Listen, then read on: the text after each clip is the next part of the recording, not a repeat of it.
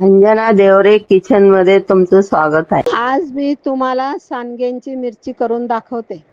अशा प्रकारे घ्यायची बघा. मार्केटला येते ही, पनवेलकडे मिळते जास्त मिरची. आणि ही जर अशी भरली ना खूप सुंदर लागते. तर त्यासाठी बघा मी काय काय घेतो. आंब्याची पावडर एवढीच घ्यायची, 1 चमचा. हे ओवा, हे जिरं 1 चमचा, हे बडीशेप, धने आणि मेथी अर्धा चमचा आणि 4-5 मिरी, काळी मिरी आणि ही मोहरीची डाळ. त्यासाठी काळं मीठ आणि हे 2 लिंबाचे रस. हे फक्त भाजेल मी. बडीशेप, जिरं, ओवा, धने आणि धना पावडर, मेथी भाजेल. बाकी सगळं असंच टाकते. मिरची कापताना ज्या बाजूने मिरची बसते त्याच बाजूने कापायचं, म्हणजे भरायला आणि वाळवायला प्रॉब्लेम येत नाही.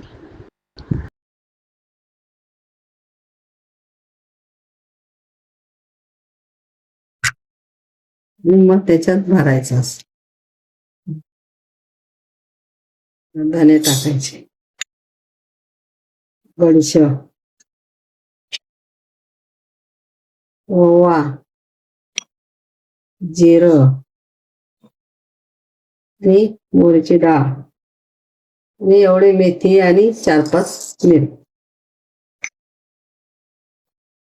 हे गॅसवर भाजायचं, नुसतं गरम करायचं, जास्त नाही. म्हणजे पाण्याचा वलवा बिलवा असं काही असेल तर निघून जाईल.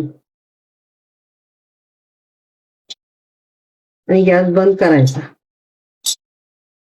थोडस गरम करायचं.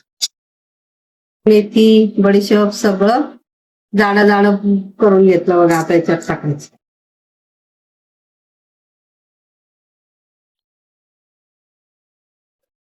त्याच्यात ही हिंग,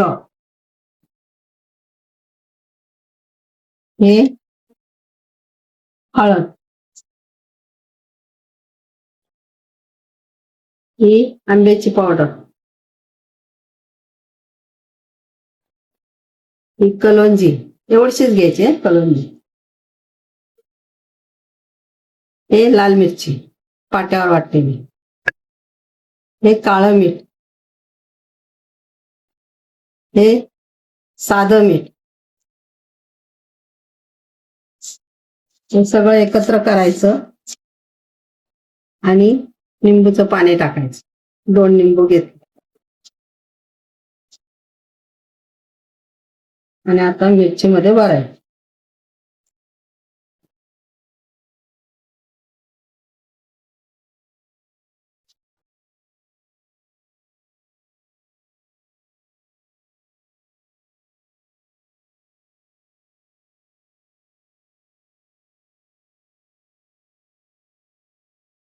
असं भरायचं. सगळ्या मिरच्या भरायच्या. हे असं आतलं आहे ना, हे असं काढून टाकलं ना तरी चालेल. आणि असं दाबून भरायचं.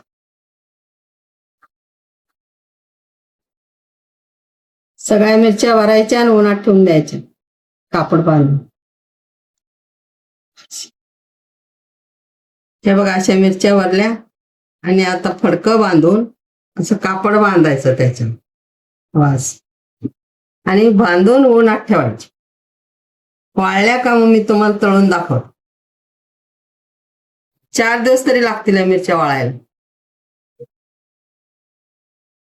त्या मिरच्या होत्या ना भरीव केलेल्या, त्या अशा भरल्या आणि उन्हात ठेवल्या.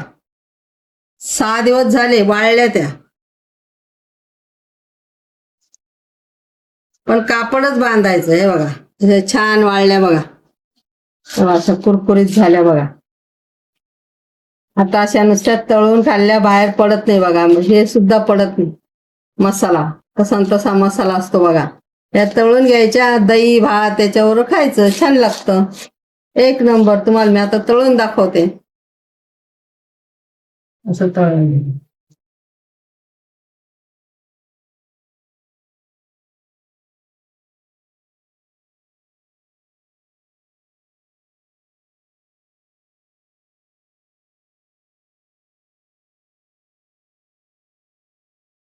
गॅस जास्त फास्ट नाही ठेवायचा, लगेच जळून जातात ते.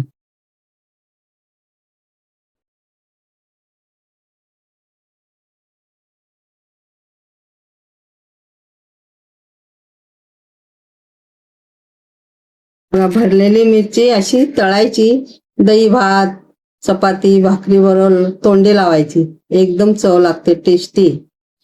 तुम्ही बी करा अशा. कमेंट करा आणि लाईक करा.